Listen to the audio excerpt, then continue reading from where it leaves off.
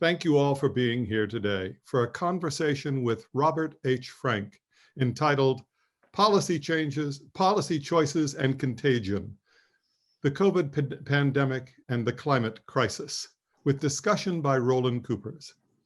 Formal introductions will be provided in just a moment, but my colleague and distinguished scholar, Sunil Sharma, will join you then. But most of you already know Bob as an award-winning author of a string of thoughtful and innovative books, each of which makes us view some aspect of reality in a new way. But Sunil and I can rightfully say we knew Bob before all that. In my case, as a student in his macro class at Cornell, and later as a colleague when the first of his books, Choosing the Right Pond, was being written. And in Sunil's case, as his teaching assistant in Microeconomics 101, that famous class that attracted many, many students. Bob, it's a distinct and personal pleasure having you here today, working through the implications of your latest book, Under the Influence, Putting Peer Pressure to Work, which is so applicable in the context of the twin disasters confronting humanity today. Today's event is the 7th in our Rethinking Capitalism and Democracy series, and is being co-sponsored by the Thunderbird School of Global Management at Arizona State University as part of its series on finance and sustainability. I'd like to thank co-organizers of the series, Dr. Anne Florini of Thunderbird and Dr. Sunil Sharma of the Elliott School, for putting together such an amazing panel today. Now, in just a moment, I'll invite Anne to the stage for some opening comments, but first, just a few words about the Elliott School and our institute. As the largest school of international affairs, the top-ranked Elliott School has a remarkable location, a quick stroll from the World Bank, the Treasury, the Fed, and the Fund. IIEP is a research institute within the Elliott School, where scholars and policymakers discuss the latest research on such topics as global governance, climate change, and multidimensional poverty. Indeed, in our multidimensional poverty series, we recently featured WHO's Nilu Vichikun and Colombia's chief statistician, Juan Daniel Oviedo, discussing how multidimensional poverty measures are being employed during the pandemic. On June 2nd, after a postponement due to COVID, our Envisioning India series presents India's Trade Policy, Past, Present, and Future by Harsha Singh, former Deputy Director General at WTO, with discussion by our very own Elliott School Dean, Alyssa Ayres, former Indian Commerce Secretary, Rajiv Kher, and Brandeis Professor and yet another Cornell classmate, Judy Dean. If you miss an IIEP event, check out our YouTube channel at IIEP-GW. I now welcome to the virtual podium Anne Florini, clinical professor at the Thunderbird School of Global Management, Arizona State University, where she directs the programs in Washington, D.C. Anne? James, thanks very much, and welcome. Good morning, good afternoon, good evening to our very varied audience from around the world. I'm very happy to welcome you on behalf of the Finance and Sustainability series at Thunderbird. This is the 5th time we have done such a joint event with George Washington University, and I want to thank my colleagues there for making all of this possible. Today is a particularly timely day to be having a webinar that's focused on broad patterns for dealing with problems like COVID and particularly climate change. A Dutch court just ruled today that Shell has to track the Paris guidelines for climate action more closely than it has been wont to do. There is a huge board fight going on with ExxonMobil right now, with dissident shareholders putting forward a new slate of candidates on the grounds that Exxon has not been taking climate change seriously enough. So what will be happening in the world of climate change and other major issues clearly is heating up in all sorts of interesting ways.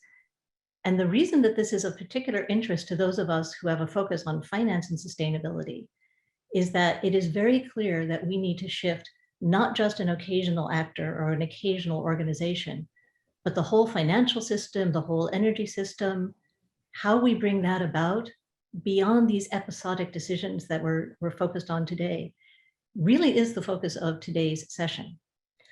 I want to extend a particular welcome to current students and alumni of Thunderbird's Executive Master of Arts in Global Affairs and Management, which we run here in Washington, DC, for people who are interested in this question of how do you solve the world's big problems at scale?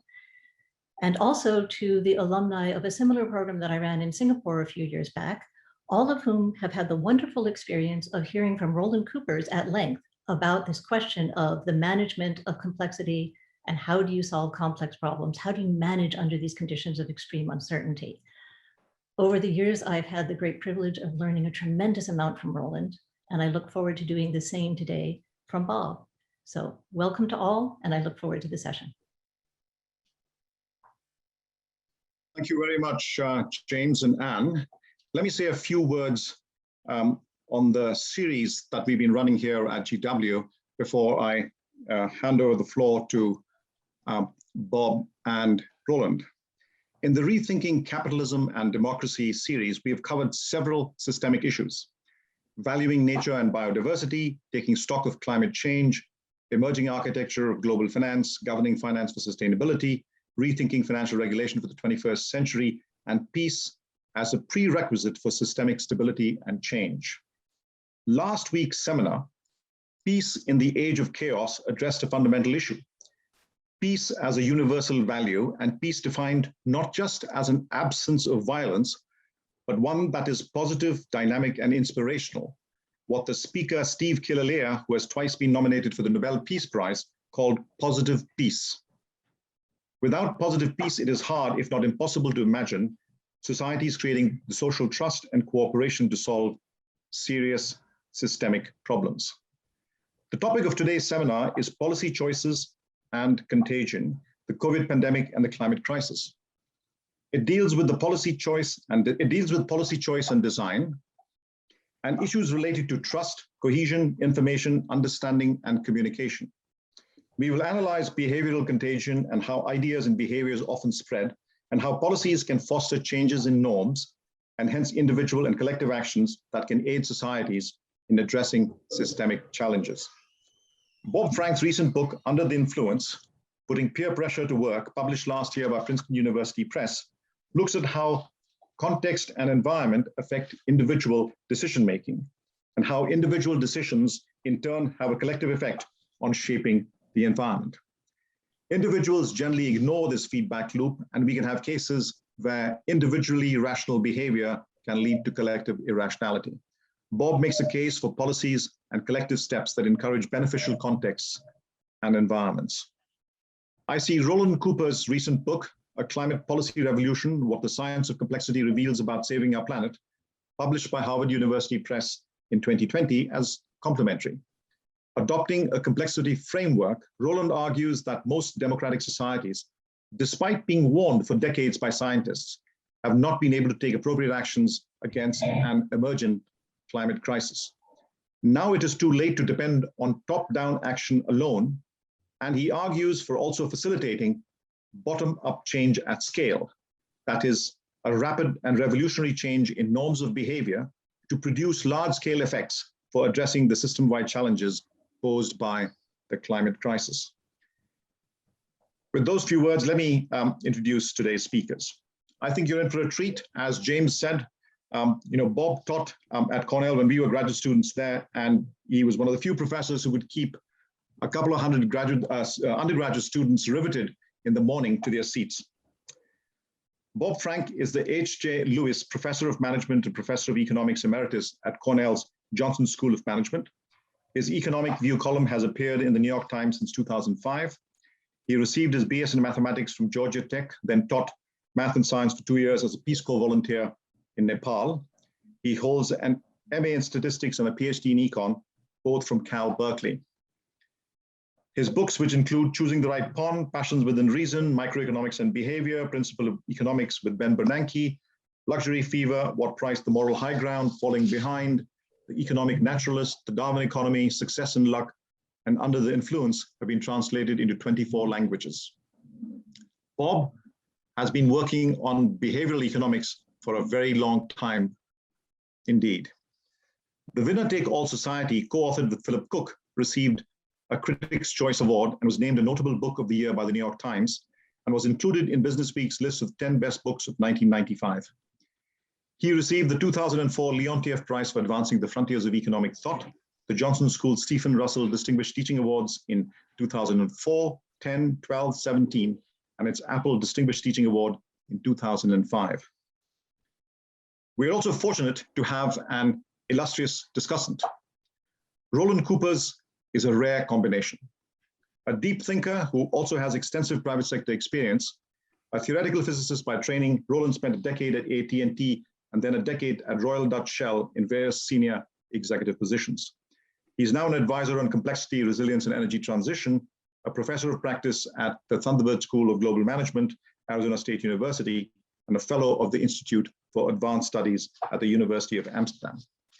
In addition to A Climate Policy Revolution, which I mentioned earlier, Roland has produced 2 co-authored books, The Essence of Scenarios, Amsterdam University Press in 2014, and Complexity and the Art of Public Policy, Princeton University 2014. And to the economists in the audience, I would highly recommend reading both of them, along with an edited volume, Turbulence, A Corporate Perspective on Collaborating for Resilience, again in 2014, 3 books in 2014, quite a feat.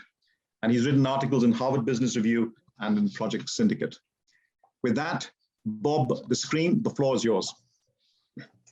Thank you so much, Sunil. Is my level good? Can you hear me?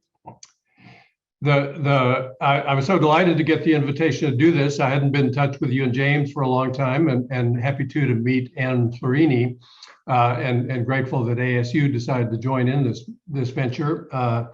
The book itself came out in January last year, just as we were shutting down. Most authors are disappointed that their books don't get the attention they feel they deserve. It's always good to have an excuse for why a book drops from sight. I'm hoping that when the paperback comes out in the fall, we'll have another crack at it. Because the idea in it is just disarmingly simple, and yet I think hasn't been fully explored elsewhere in the academy. The idea starts with the very long-standing and simple, obviously correct premise of the social psychologist that it's the situation, not the person. You know, when we see somebody do something and try to explain it, our impulse is to look to traits of character and personality. No, they say that's not fruitful in comparison with an analysis that focuses on the social matrix that surrounded the actress at the moment she took her decision. You know, what were others around her doing? How did that shape her behavior? There's very solid evidence of the importance of that influence in domain after domain. What's also true, but which I've seen very little remarked upon, is that the causal arrow runs in the opposite direction too. So the social environment influences us. Yes, that's uncontroversial. Often for ill, we focus on that, but I think it's important to note that mostly that's an impulse that serves us very well in life. It's a complex world out there, and we know very little of what we would need to know to navigate it successfully. Watching what others do and say is an extremely important part of making our way. But what's very little remarked upon is that the social environment itself is a consequence of the choices we make. So to take an example, I return to over and again in the book, if you're worried your daughter's going to start smoking, it's not very informative to ask whether she's an LA Dodgers fan or likes Shakespeare or is interested in dance. None of those things are predictive. What you really need to know is the fraction of her friends who smoke. That's the whole ball game. If that number goes up, say from 20 to 30%, she becomes 25% more likely to become or remain a smoker. There's no other effect remotely as large as that. Most people who smoke wish they didn't ever start. Many of them try unsuccessfully to quit. A few make it. I'm in the set who started at 14 and quit before I went away to college. I'm lucky. Many people struggle lifelong trying to quit. My 4 adult sons, none of them smoked. I told a friend though once that if they'd grown up when I did, probably 2 or 3 of them would be smokers now. And the difference is that now only 13% of American adults smoke. When I was 14, it was more than half of American adults smoking. Many of my friends have been smoking for years, and it seemed totally natural to start. So we care about the social environment and its effect on us. What we do affects the social environment.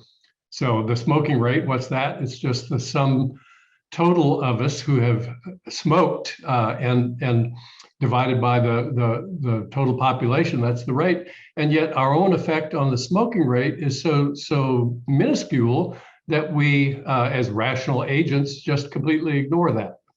It would be better if we took into account the fact that if we start smoking, we'll make others more likely to smoke. Very few people think in those terms.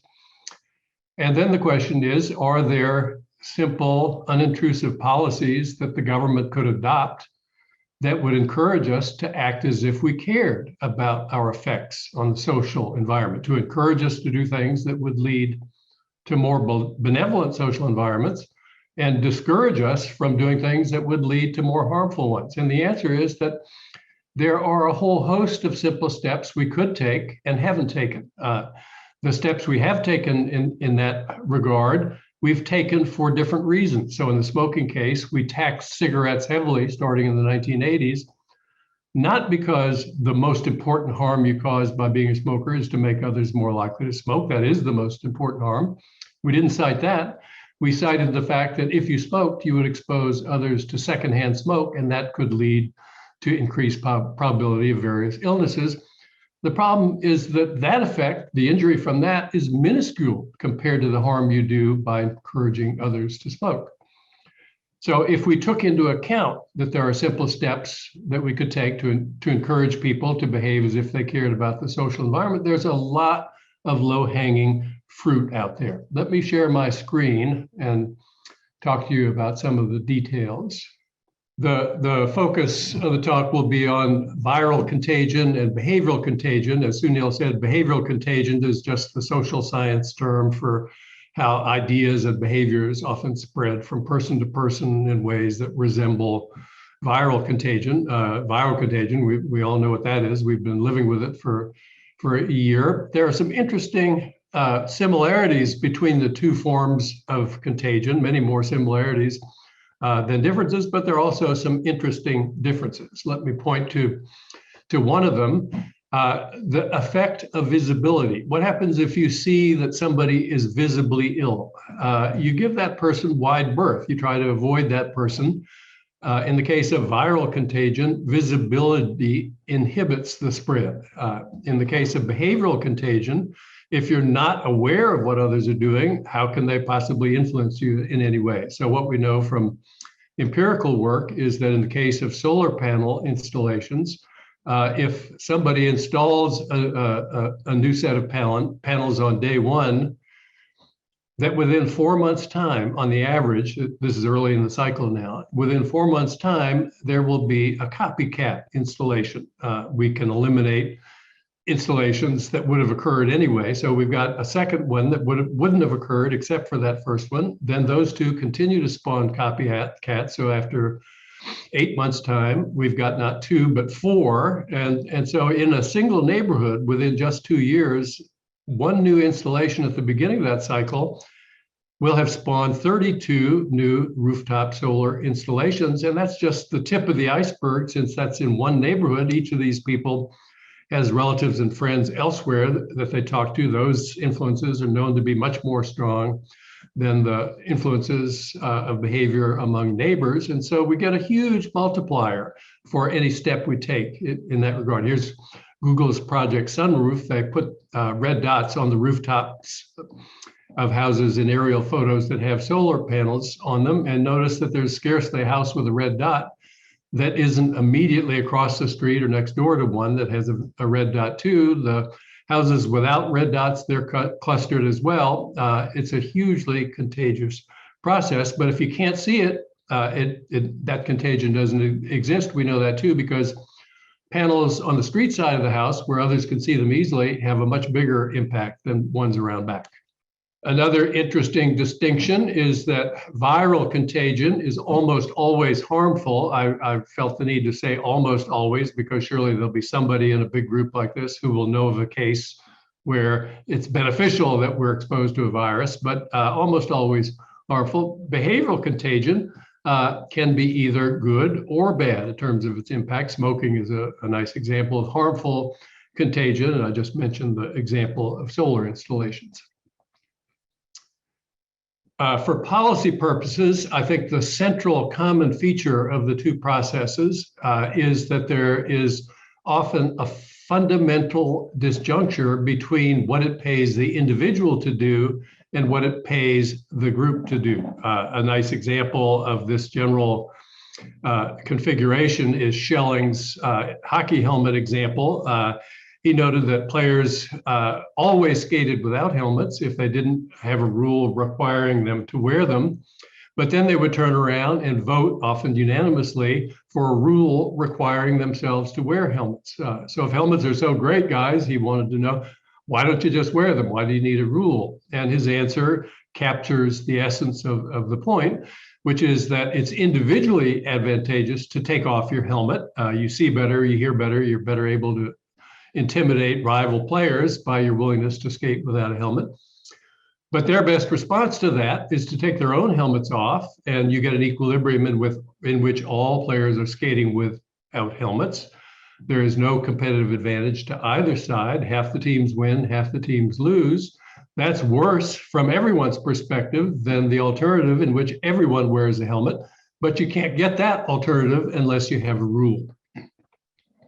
I want to stress here that a simple nudge isn't going to do the trick. If you put a sign in the locker room, for example, saying caution, skating without a helmet entails serious risk of injury, that will have no effect at all. The payoff to a competitive advantage is sufficiently steep that you need a rule in instances like this.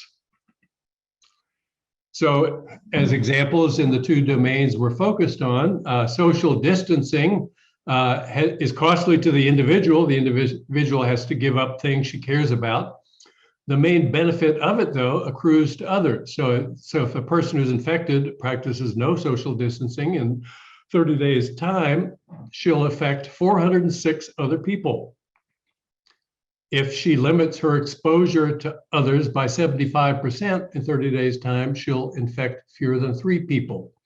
There are benefits to herself from limiting exposure too, but by far the largest share of the benefits come to others. The collective interest in distancing vastly outweighs the individual interest in it. In the vehicles on the right, they weigh 7,000 pounds. We can imagine an individual decision about what to do in an initial equilibrium. Everybody's driving 2,500-pound Honda Civics. One person buys a 700-pound Cadillac Escalade. Suddenly, that person's risk of injury and death goes down precipitously. If he's run into by a Civic, nothing happens, basically. Everyone else's risk of injury and death goes up sharply because of the presence of this behemoth vehicle on the road.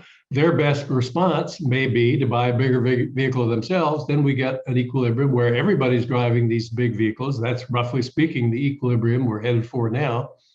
By far, the largest share of vehicles on the road in the US market today consists of these vehicles. The irony is that in that equilibrium, everybody's risk of injury and death is higher than if we were all driving for 2,500-pound cars. Are there simple ways to ameliorate this conflict? What if we taxed vehicles by weight? Then people who needed big vehicles would find it worthwhile to pay the tax and buy them, but people who didn't need big vehicles would find it an easy way to save money by buying smaller ones, and that would create a cascade in the opposite direction from the one we've seen unfolding over the last 30 years.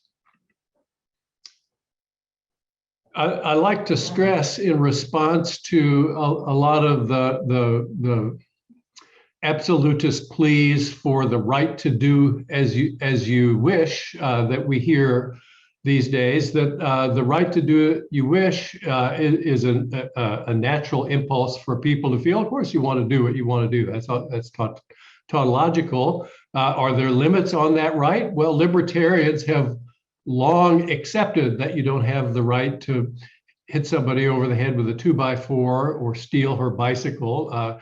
You can't cause undue harm to others of those obvious forms. But John Stuart Mill, who I think still has to be seen as the foremost champion of individual liberty, said that the only legitimate rationale for the government telling you can't do what you want to do is to prevent you from causing undue harm to other. And harm takes many forms, direct and indirect. It doesn't consist only of stolen property and direct physical injury. Taking anabolic steroids gives you an advantage that the non-steroid consumer cannot possibly overcome. Is it your right to inflict a value destruction of 10 years of training on the other competitors because you wanted to take steroids? I think we have to really be much more expansive in our notion of what constitutes harm to others and say that we will defend rights when the value of doing what people want to do is to them much greater than the harm it would cause to others. But otherwise, we don't operate with a presumption that you should have a right to do that thing. In the book, I survey literature that establishes to, I think, the satisfaction of even the most caustic skeptic that behavioral contagion is heavily implicated in a whole variety of important problems. There are very few problem drinkers who don't spend much of their time with other people who drink heavily. Sexual predation is a very behaviorally contagious form of individual action. Cheating is far more contagious than I realized in my early work on the spontaneous emergence of honest behavior. Bullying is known to be highly contagious. School anti-bullying programs operate directly on that principle. Obesity, one of the landmark early papers in the contagion domain, was about the fact that obesity is surprisingly contagious. There's an interesting natural experiment in the military. If they send a family to a new post and the county in which the post is located has an obesity rate 1% higher than where they had been, the adults in that family become 5% more likely to become obese during their stay at the new post. It is just remarkably powerful effect, much more than even the authors who write in this vein often seem to appreciate. Our focus today, though, will be on the two last items on the list, greenhouse gas emissions and wasteful spending patterns, because they're linked. The things that emit greenhouse gases are behaviorally contagious, and the things we need to do to eliminate greenhouse gas emissions are costly, and there are lots of low-hanging fruit in the spending domain with which to finance the expenditures that we need to undertake, as I'll mention in the closing moments of my presentation. So in the spending domain, a key concept that drives the argument is context. So I'll ask you which of the three ovals is darkest. You're all smart, you suspect a trick. You'll say they're all the same. Well, of course, you're right. They are all the same shade of gray. But ask yourself, which one looks darkest? If you can honestly say the one, they all look equally dark, you should schedule an appointment with your neurologist. There's something malfunctioning in your neural circuitry. The one on the left should look distinctly darker to you because the contrast between it and the surrounding field is much more vivid than in the case of the other two. It's supposed to look darker. You don't have to apologize if it looks darker to you. Context shapes every human evaluation in profound and subtle and often unconscious ways. The link between context and evaluation is virtually ignored by most of my fellow economists. The utility provided by a house depends only on its absolute attributes. So if we're talking about a house, how big is it? How many rooms does it have? How many bathrooms? Is the kitchen big enough for 4 people to work simultaneously? Questions like that. But if you ask the question, is your house okay? You can't answer that question without a suitable frame of reference. I lived in a house something like this one when I was a Peace Corps volunteer in Nepal. It had 2 rooms, no running water, no electricity. Never for one moment during the 2 years I lived in that house did it seem in any way unsatisfactory. It was a nicer house, indeed, than most of the other teachers in the high school where I taught. I was always pleased to receive guests in my house. It was a totally functional house that met every need I would see fit to make upon it.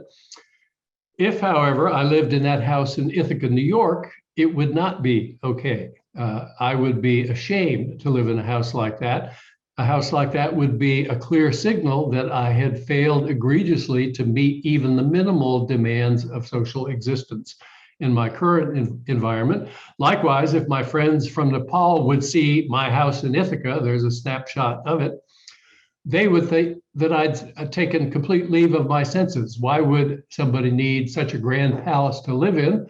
I'm guessing that most of you would not think that. Certainly most of my colleagues don't. Most of them live in bigger, more expensive houses than I do. This is, in my current context, a currently normal house for somebody at my station to live in. Why so many bathrooms? My Nepalis friends would want to know. What's the problem here? Local context is a very powerful influence on our evaluation of what we feel we need, what counts as adequate. And that's the reason that people who have vastly more money than we do build houses that are not very much like the houses that we live in. And many people wag their fingers saying, what have you lost your moral compass? No one needs a house this big. Why would you spend valuable resources so frivolously? But that ignores the same truth that my Nepali friends would ignore when they ask why I would need to live in such a house. If you live in the top 1/10 of 1%, this is not an extravagant house. This is a normal house. If you didn't have a ballroom, you couldn't hold your daughter's wedding reception at home, which is the custom in your circle. The people in the middle, moreover, don't get angry when they see these houses. They like to see footage of them. It's the people just below the top that are influenced by them. They attend the weddings at the homes of these people. And some of them are going away feeling like they too need a ballroom. They build bigger. Then the people just below them who have dinner at their houses leave feeling that they need a dining room that can seat 18, not just 12. They build bigger, and so on all the way down the ladder. And we see an expenditure cascade. And without reference to that step-by-step influence, there's just no way to explain why the median new house built in the US went from a median floor area of 1,500 square feet in 1970 to 2,400 square feet in 2018. And the price increase of the median house went up by significantly more than that. The median earner doesn't earn more per hour than he or she did then. It's that others are spending more, so they spend more. Well, maybe the best advice to them would be suck it up. If you can't afford it, don't spend it. Well, they can't afford it. They're borrowing more than they can comfortably carry. They're saving less than ever. They're filing bankruptcy at record rates. They're moving farther from the center where land is cheaper and enduring hour-long commutes through heavy traffic. They're working every margin to try to keep up with what their neighbors are spending. Why isn't the best advice just spend less and stop trying to keep up? Well, that would be good advice except for one thing, which is the link between the school your kids go to and the price of your house. Everywhere in the world, the better schools are in more expensive neighborhoods. So you can either keep up with what your neighbors are spending, or you can send your kids to the schools with metal detectors out front where the other students are in the 20th percentile in reading and math scores. If you're the median earner and your ambition is to send your kid to a school of just average quality, and we think ill of you as a parent if you weren't at least that ambitious, you've got to buy the median price house for your area, and any less than that, and you've got to take a hit on something that's just too important to you to consider. We see cascades in every domain, almost every domain. Weddings now cost more than 3 times as much in real terms. There's good evidence that the people getting married today are no happier on that account. Indeed, there's some evidence that the people who are spending most are more likely to divorce each year than the people who are spending least in these. But nobody wants the guests to go away feeling like you didn't appreciate what an important day it was. And so if you don't spend at least roughly in line with what community standards dictate, you risk disappointing your guests, and nobody wants to do that. All of these expenditures are for naught.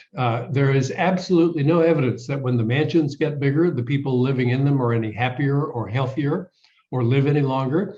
The same for wedding receptions and coming of age parties, the same for bigger vehicles. This is all money flushed down the drain, which wouldn't matter if there weren't other things of value we could spend it on, but of course there are other things. So we know that we have a huge infrastructure backlog. I hope we're on the cusp of getting ready to attend to that. We'll see.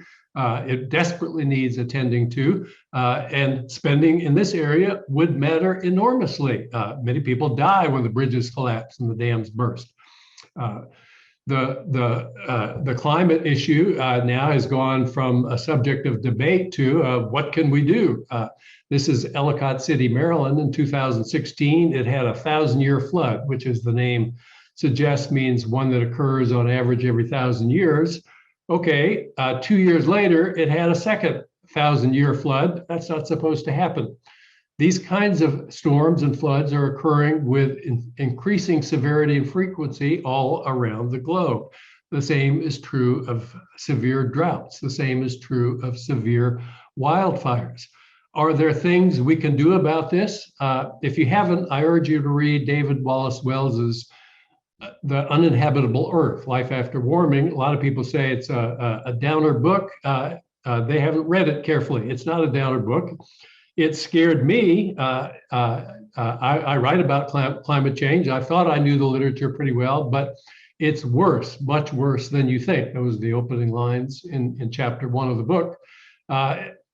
We really need to do something about this. And what we need to do is very expensive. It's going to be, on the surface at least, a deep challenge to get people to do that. We need to spend a lot in other elements of the public sphere. We would have been in much better shape if we had kept alive the pandemic response unit that had been set up during the Obama administration. And if we'd adopted a healthcare model that didn't balk at the idea of building hospital surge capacity, we will need hospital surge capacity in future pandemics. We should build it now. So there are all those things that we need to do that will be expensive to do, that we could do if we paid for them by spending less on those things that yield absolutely no utility for anybody at all, and which happen that way because of the conflict between individual interest and collective interest. So let me close with a simple thought experiment that sort of captures the key idea here. I'm going to ask you to imagine two worlds: a low tax world. Imagine Norway off on its own somewhere. Imagine the US off on its own somewhere with low taxes. The wealthy drivers have lots of after-tax income. They buy the best car on offer. It's a Ferrari F12 Berlinetta. It's a great car. In the other world, think Norway. It's a high-tax world. The wealthy have less money to spend. They are forced to make do with the lowly Porsche 911 Turbo, which costs only $150,000.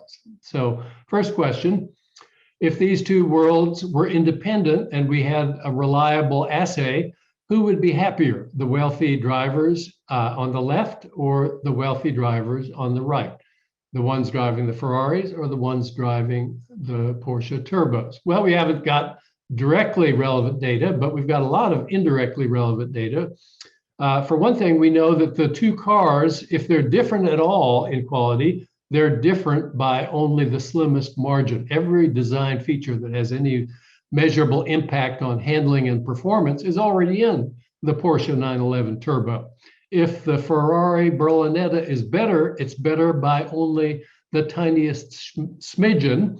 And since the two environments are independent, each set of drivers would enjoy the satisfaction of driving a car that meets the "is my car okay" standard. It's the best car out there, so of course it's okay.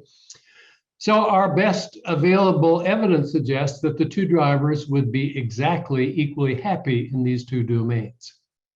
That's real money that the people on the left are spending, but the two domains wouldn't be the same. In the high tax world, there would be much more tax revenue. So now I'll invite you to adopt the very most hostile view of government that you can muster.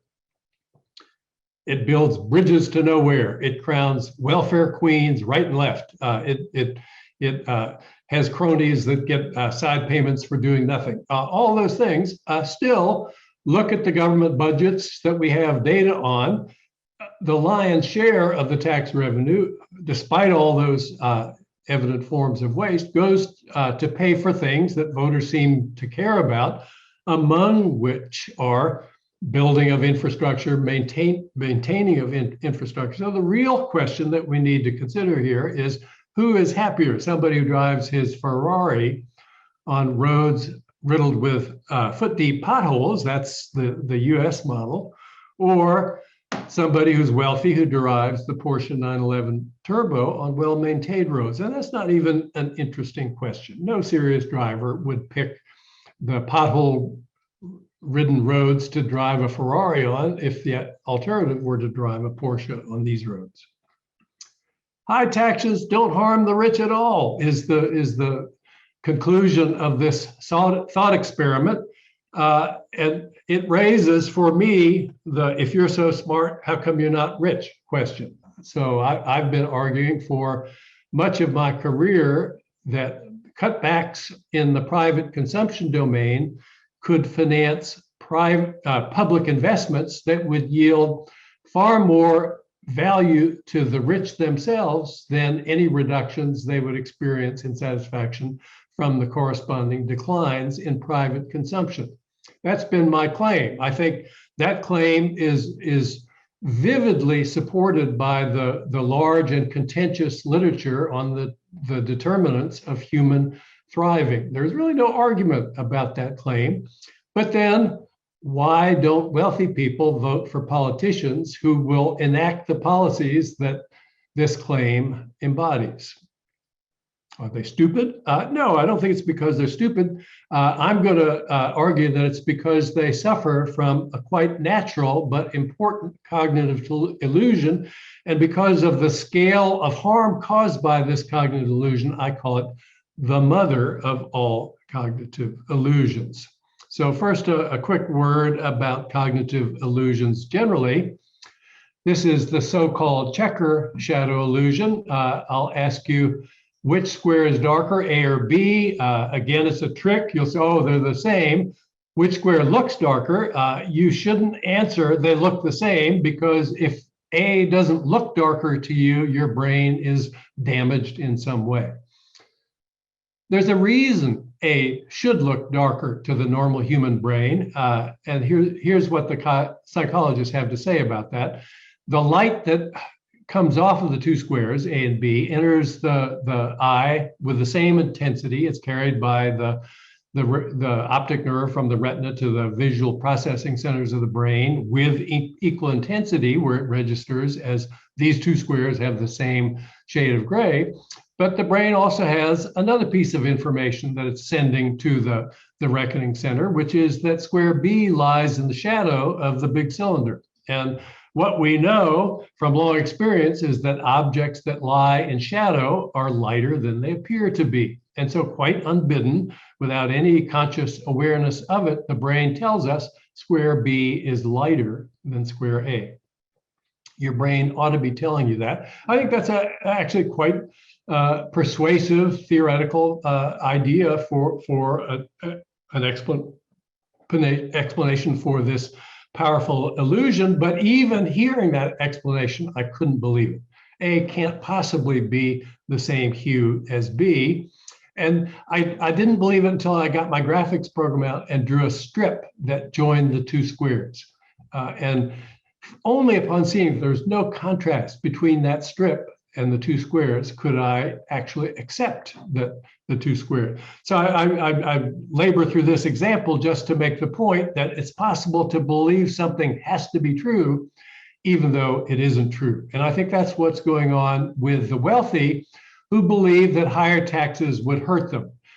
They're not worried that higher taxes would compromise their ability to buy what any reasonable person would be said to need. That's not going to, nobody's got a proposal that would do that.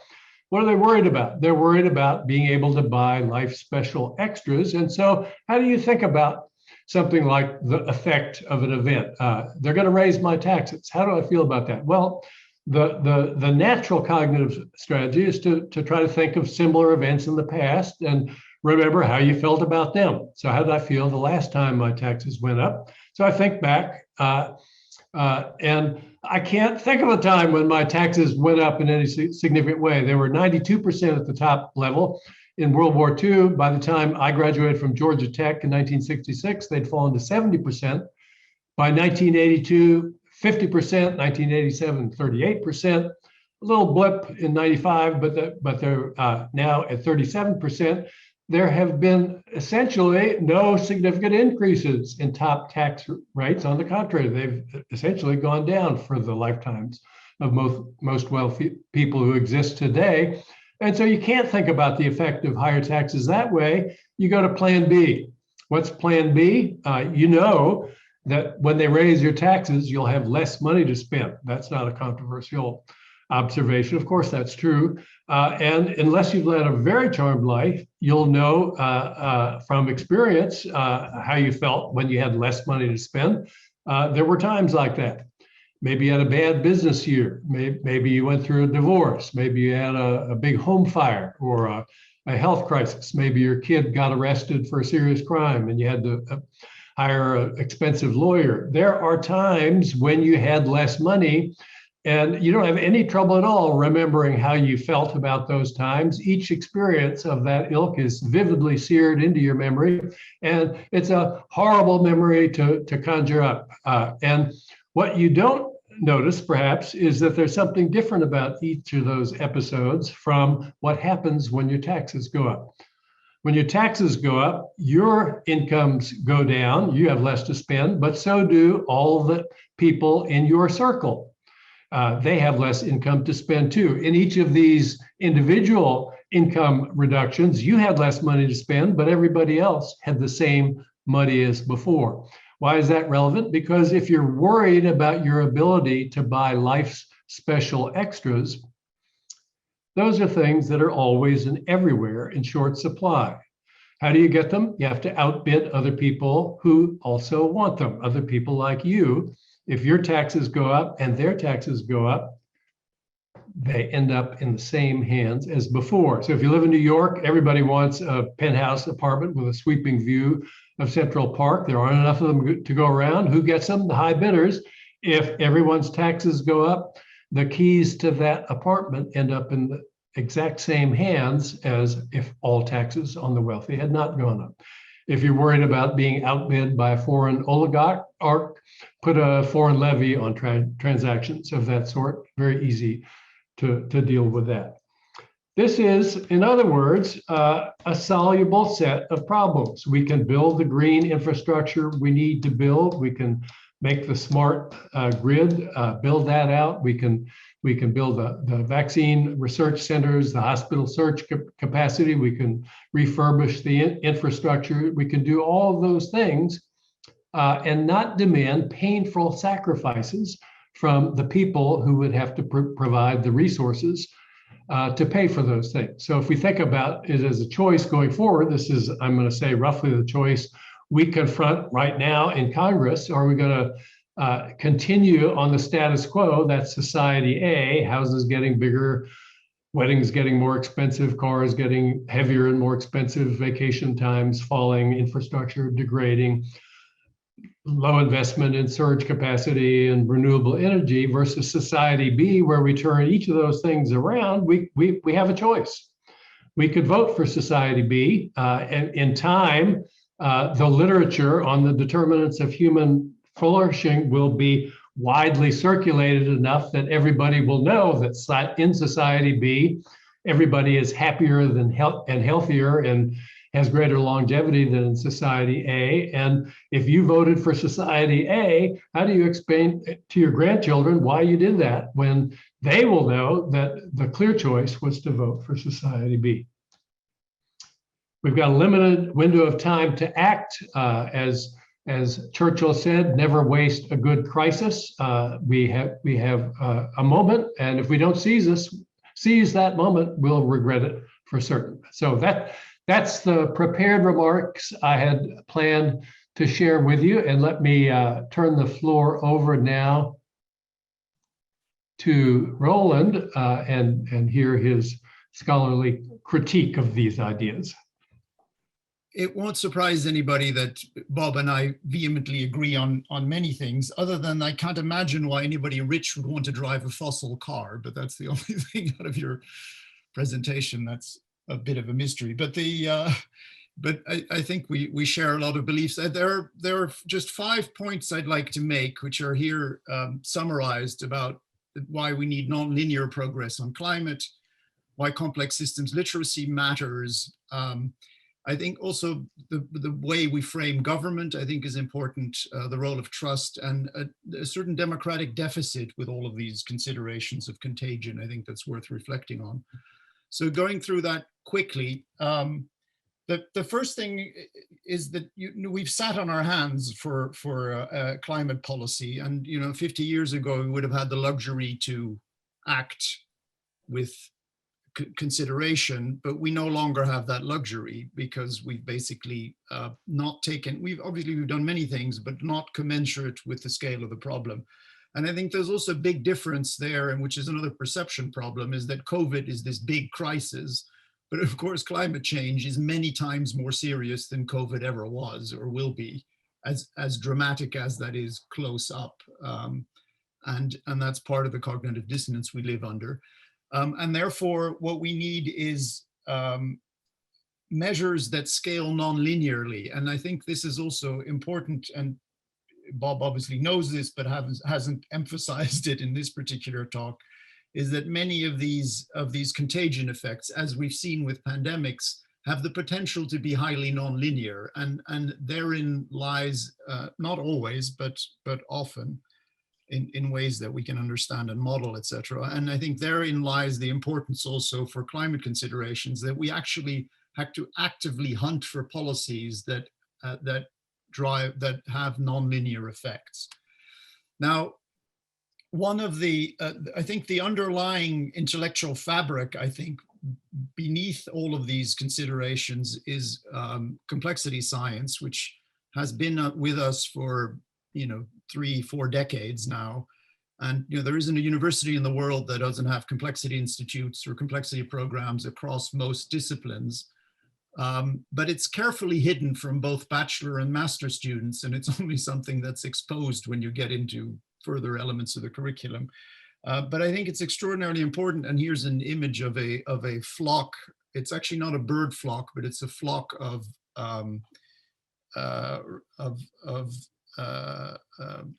machines that are programmed like birds and flock in the same way. And complexity science helps us understand and mathematically model a lot of these phenomenon that Bob has referred to, but they occur both in pandemics, and they occur in the economy, and they occur in nature, and they occur in all sorts of contexts. And I think increasing our literacy of complex systems, and particularly down at the bachelor or even the high school level, is extraordinarily important to give people the intellectual running room to understand these things, but also to deal with them mathematically in a way that you can model them precisely. Now, complexity is a nasty word because it means lots of things to lots of people. You may have a nasty or a complex relationship with your boss or your former professor.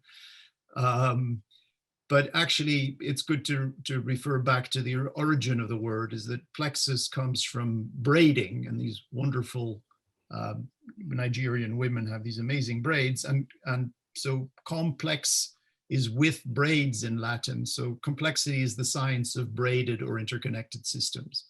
And it's not the science of difficult systems.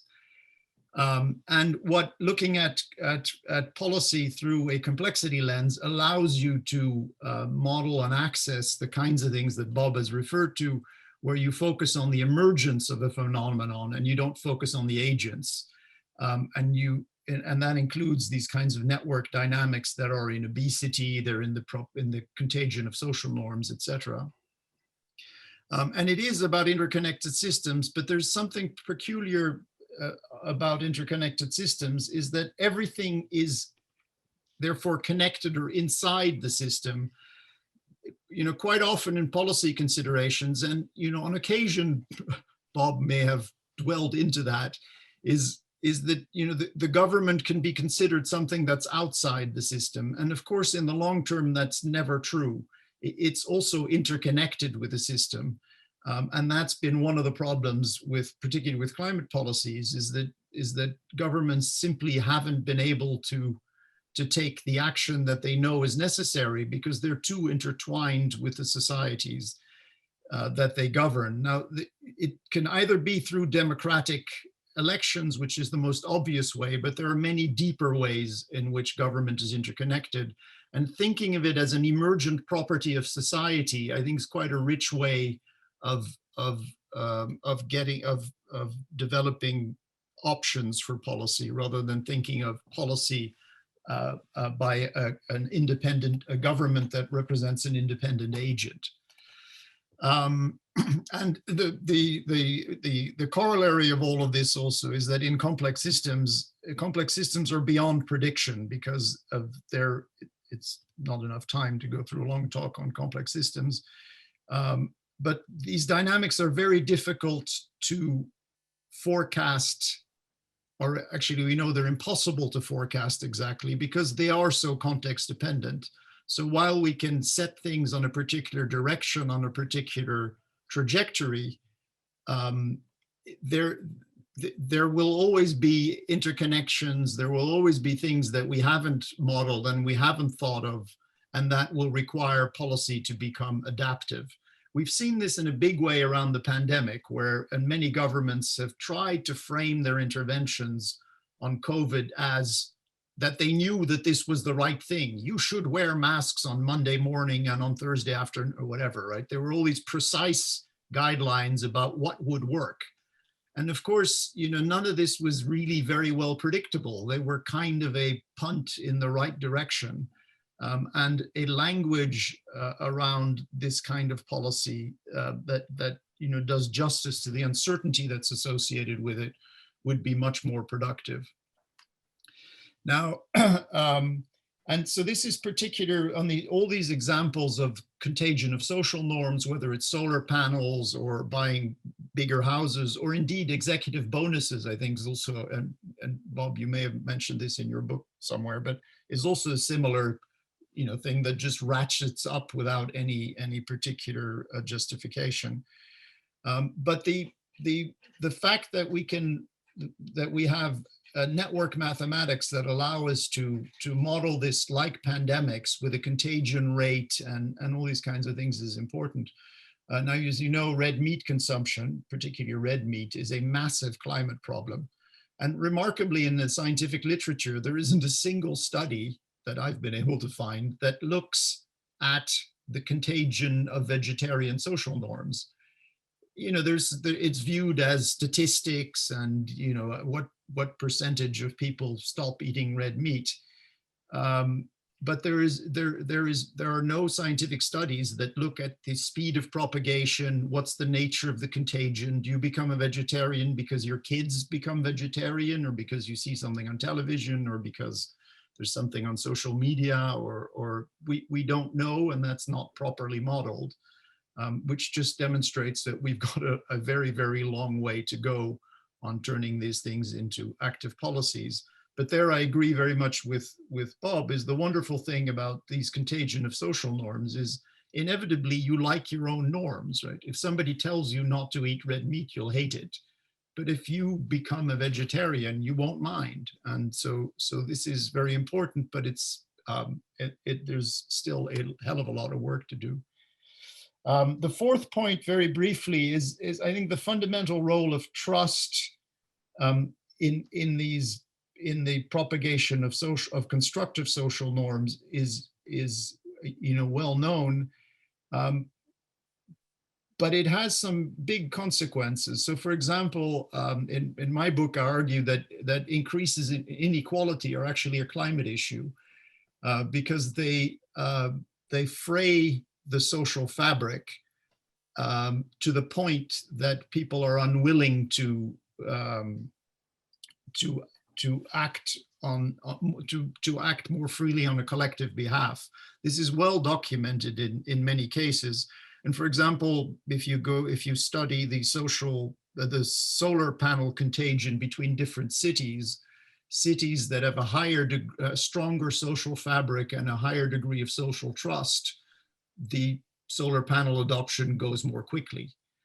And I think this helps reframe, just like Bob did on taxes, it helps reframe an issue as inequality from an ethical one to actually a practical one, that it's actually unpractical for a society to have too high levels of inequality. Also too high levels of income equality, by the way. But this science and these frameworks help you take this from an emotional discussion to a functional one.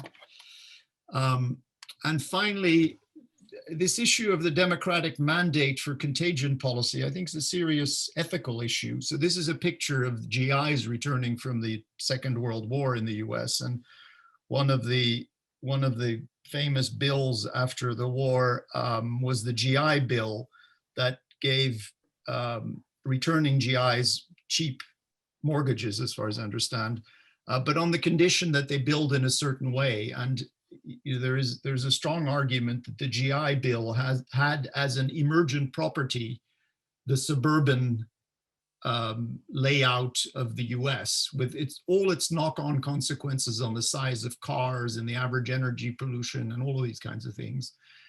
And obviously none of that was argued or defended or a justification for the GI bill.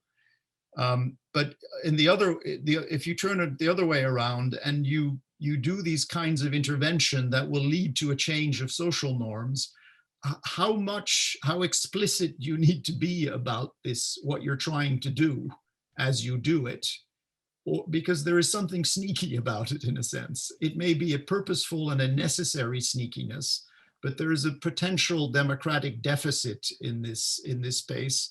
And obviously it's also used both for good and for evil, as much as good and evil can be personally framed.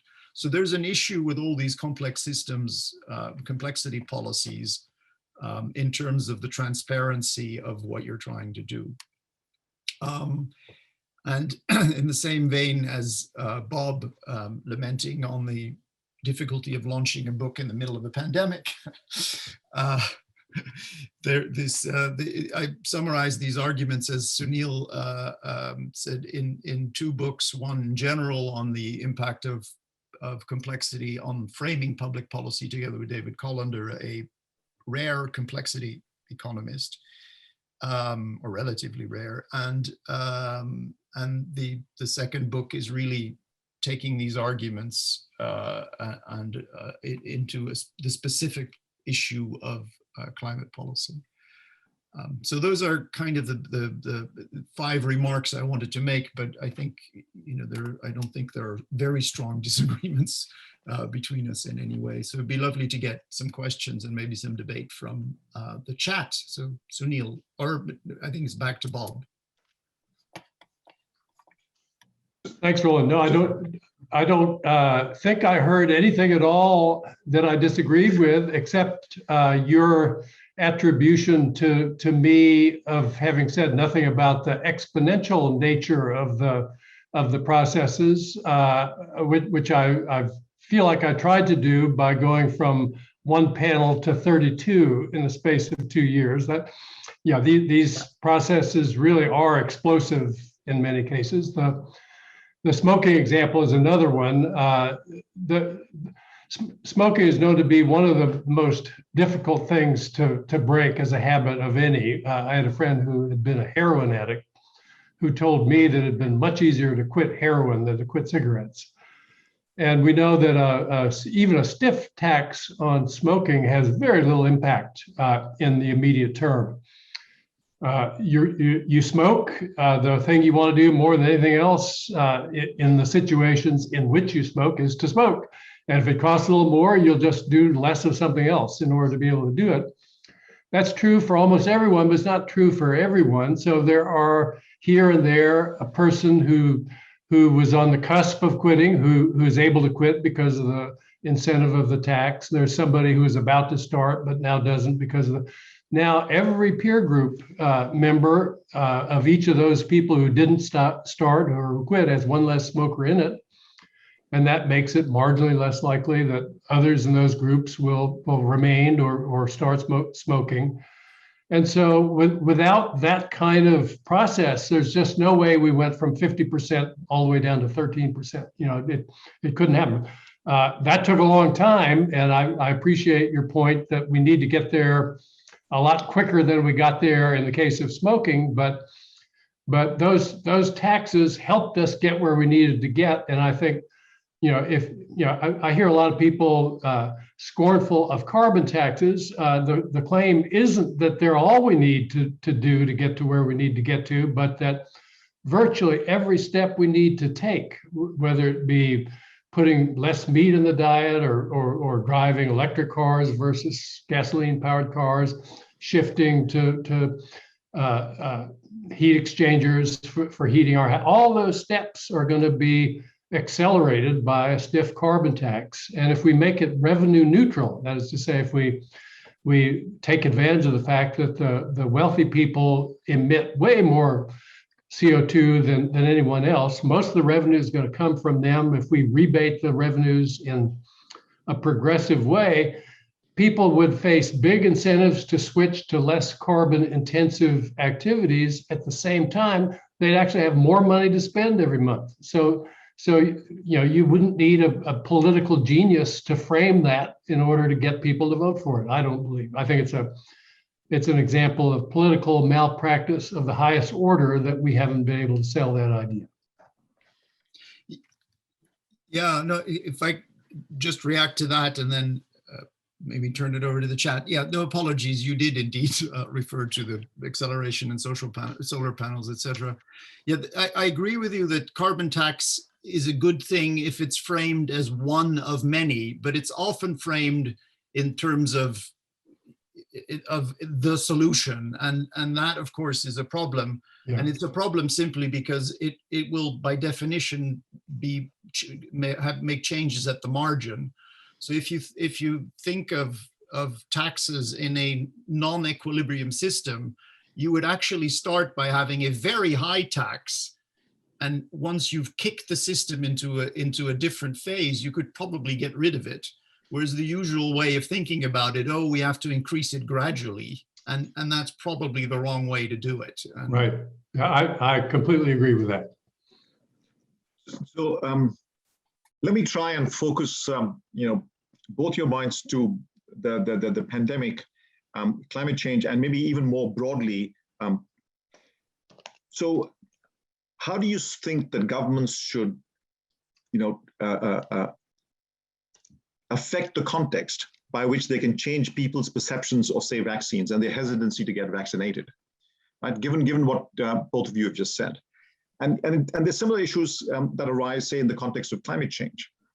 How does a government change people's beliefs? Because we're trying to, in very basic ways, trying to change people's behaviors. And so the question is, how do you change their beliefs regarding climate change and its causes?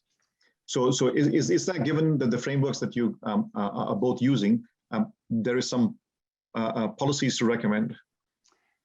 Yeah, on the question of getting people vaccinated, there's a huge externality there. Every time somebody gets vaccinated, that person knows now has one more peer member who's vaccinated, and so it becomes more nearly the thing to do in that person's mind. And I think we can justify all manner of steps we might not have considered with that in mind. So think about Mike DeWine's move. I don't know if it was his idea or whether somebody put it in front of him, but to have people who've been vaccinated be automatically enrolled in a lottery where you're giving out $1 million a week to the people whose names are drawn out of a hat from among those who are vaccinated.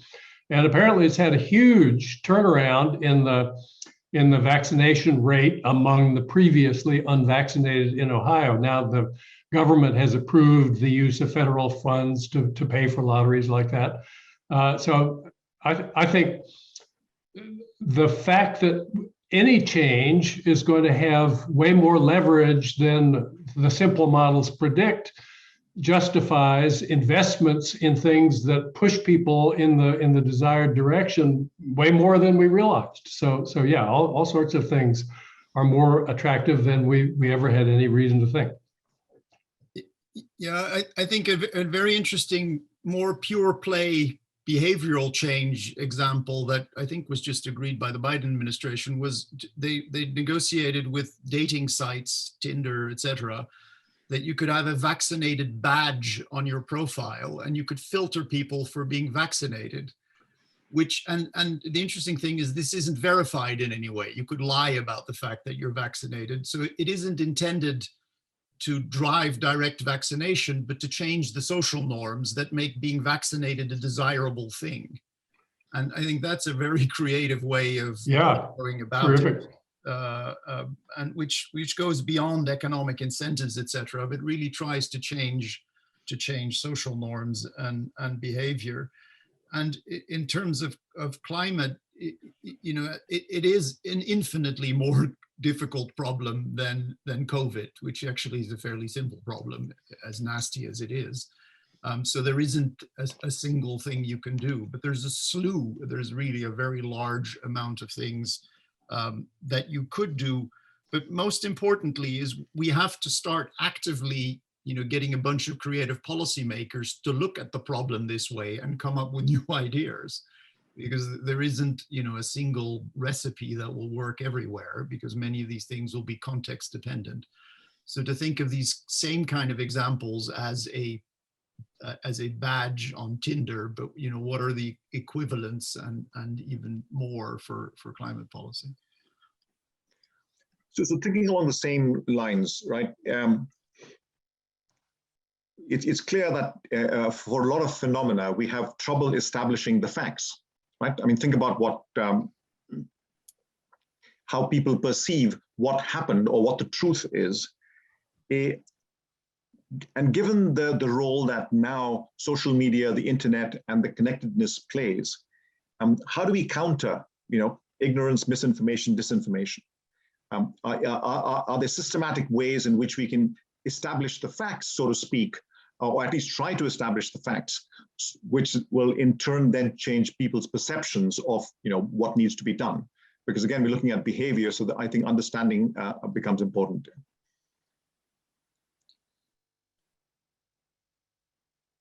Well, I think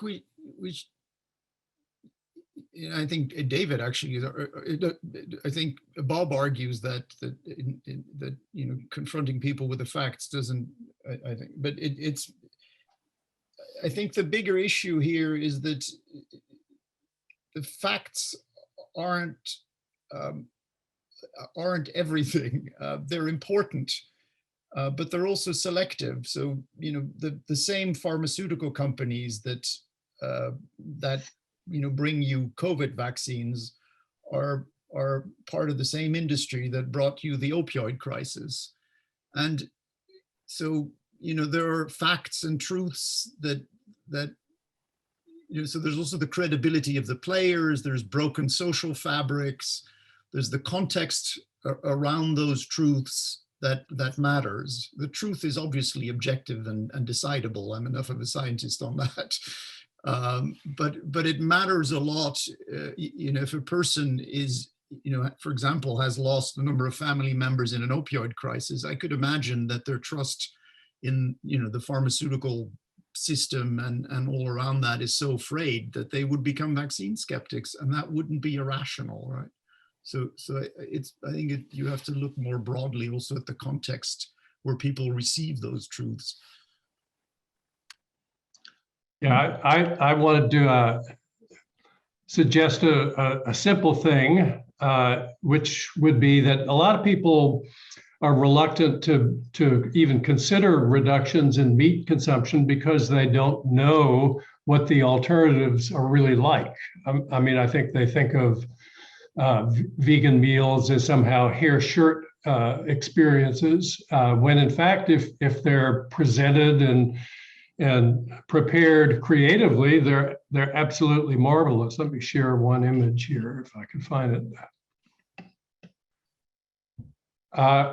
You know, I get excited. I had lunch just before the event started, but when I see this image, I get hungry all over again. There's not a shred of meat anywhere in this dish, but I don't think I'm idiosyncratic in feeling like, wow, it'd be great to sit down and start in on a meal made of that stuff. So if you had a program where you could introduce people to these kinds of foods and let them just have a taste of what's available, I think that has great potential to shift behavior through contagion effects. So Anne, do you have a question?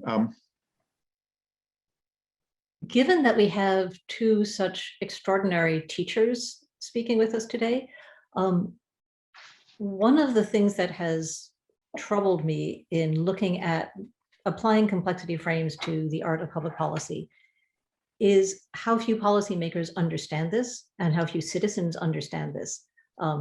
Roland has taught on this in the programs that I've created. I think you've also done things with the International Baccalaureate program. Bob is putting out these wonderful books and teaching at Cornell, and none of this is scaling, is making contagious the idea of contagion and complexity frameworks in and of itself. How do we go about making that happen so that we're actually able to deal with the kinds of systemic interconnected problems that we have? How do we change the mindset of policymakers and of citizens at scale? Yeah, what a great question.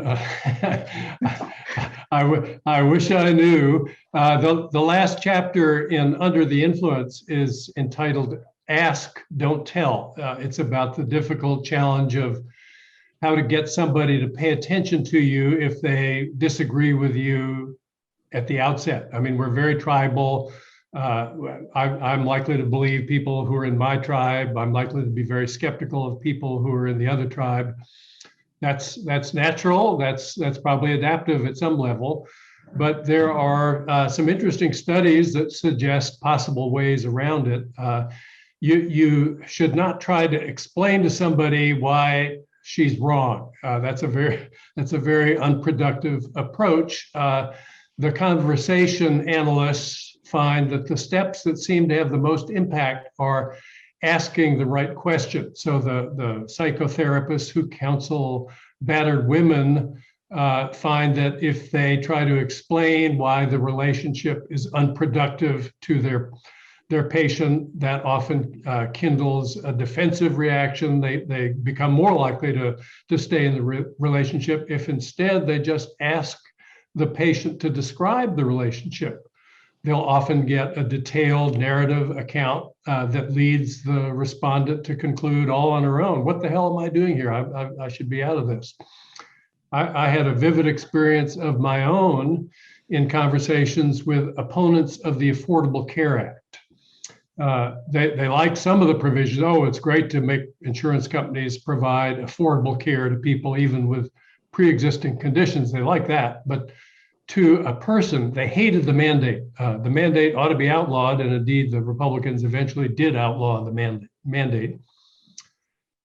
You could not get them to engage if you tried to do a statistical argument about why the mandate was necessary in order to get a functioning insurance pool. But what I discovered quite by accident was that if I asked a simple question, this question, What do you think would happen if the government required insurance companies to sell affordable home fire insurance to people after their houses had already burned down? People didn't get offended by that question. It's not, that's not a left-right question. It was just kind of, oh, what's going to happen? And so actually a fairly easy question. People would think about it briefly usually, and they say, well, that'd be crazy. The insurance companies would go bankrupt. Who would buy insurance until his house burned down if you could buy it at the same rate after it burned down as before? And then it's just a short step. You usually don't even have to intervene before people see that, oh, the guy with the pre-existing condition, that's the guy whose house is already burned down. The people whose houses haven't burned down get in the pool because you don't know if your house is going to burn down. So that's not the problem in fire insurance. In health insurance, you know if you have a pre-existing condition, you know it, the insurance company knows it, they can't afford to insure you. Unless everybody's in the pool. That's why there's a mandate. And once you get past the initial, I'm not going to listen to anything you say threshold, you can make progress in those conversations. And so I think putting some thought into coming up with the right questions for these kinds of conversations is really investment well made. Yeah, no, I agree with that. And I would just add, I think we're not actually that far off because people are very familiar with complex systems and uncertainty in their private lives. It's just they forget that the rest of the world works the same as their private lives do. And so there is, certainly at an individual level, there's quite a familiarity with how these things work. Nobody expects, their income to be predictable over a number of years, et cetera, or, what their children, what they will study, et cetera. And at a government level, we've had kind of a remarkable flip. If you think of the polarity not as right-left, but as reductionist and systems thinkers, it used to be that the left was more reductionist in the terms of thinking that society could be controlled through interventions, and the right used to be more, the system has to self-organize. And we've actually flipped that. The right has become reductionist and, thinking that, problems are simple, just get rid of immigration and things will be better and this kind of stuff. And actually the left has become more of systems thinkers and less of a control. And one of the many projects I haven't gotten around to yet would be to write the program of a political party in a complexity frame. And I think that's doable in a language that people will understand. The COVID pandemic has been a lost opportunity in a sense that it's a master class in dealing with complexity. And it would have been the perfect opportunity to actually, practice the language that's associated with the underlying system, because it is absolutely a complex system. And people have tried to revert to this control language. So none of it's easy, and it would obviously help if we taught more complexity in university and schools, etc. But I think people's intuition and certainly wise policymakers aren't that far off of it if they could be helped in articulating this in a language that people can understand. And I think it's absolutely doable because it connects so much to people's perception about how the world works. So I think we're running out of time. Let me ask one question to both of you, because we were talking about systemic change and norm changes, and the question and some of the questions in the chat that have been answered. But let me try and rephrase some of that. One says that you've mentioned disincentives for governments to take action on large complex issues. It seems that science studies and solutions continue to outpace governance and decision making. How do we expand the conduits for delivering these kinds of knowledge and ideas to the universe of influential decision makers? And so this sort of, and to follow up on what that is we're looking at complex system. There are emergent issues that come up. Can we take preemptive measures, right? In some sense, we have to both deliver the information as well as study the system for emergent issues. Can we be preemptive in some sense? Go ahead, Roland. Yeah, no, I think we can. I mean, and there are nice examples of interventions that many people assume the demise, attribute the demise of coal in the US to shale gas. There's a very interesting, and it seems that that may not be entirely the case, is that it's the mercury regulations that that have doomed coal, even if shale gas hadn't emerged. And you know, and that's a kind of, you know, relatively small intervention in a system that's actually had an enormous change, and that was done well ahead of the US's progressing on the climate agenda. So, you know, those things are possible if you look for them. The German feed-in tariff for solar panels, I think, is another example to stick with energy, where a tiny little law led to something like 120 billion subsidy for the cost reduction of solar PV around the world. So, you know, there are these things that you can do early, and but they suffer from this democratic deficit that I also attributed to the GI Bill, is that, you know, nobody, when the mercury regulations were introduced, explicitly argued that this would be the greatest US climate measure, and yet it was. Okay, so we've run out of time. Any last comments by Bob and by you, Roland? You know, I think there really is a lot of room for more productive government messaging. You know, we spend a lot of time studying policy instruments and trying to come up with new ways to attack problems, when in fact, we already have the basic policy instruments we need. It's just that people don't understand the arguments for why we ought to be deploying them, or what the consequences of deploying them would be. So I think, you know, the public gets a lot of messages about why this product would make their lives better, or that product would serve their needs. We get very little information from the public sector about why various public investments would make our lives better. And I think setting aside a much larger share of the government message and spending it on creative ways to deliver messages about that would be an enormously useful thing.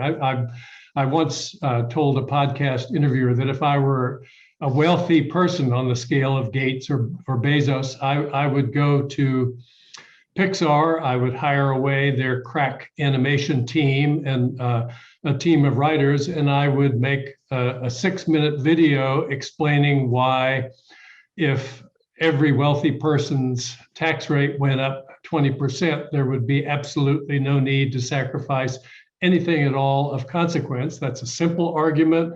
Everyone can understand it, but no one's heard it.